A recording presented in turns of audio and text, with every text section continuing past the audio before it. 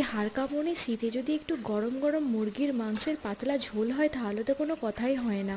তাড়াতাড়ি তোমরা ভিডিওটা দেখে নাও, আমি আপলোড করে দিয়েছি। আর চ্যানেলটা প্লিজ সাবস্ক্রাইব করে দিও এবং একটি লাইক করে দিও। টাটা।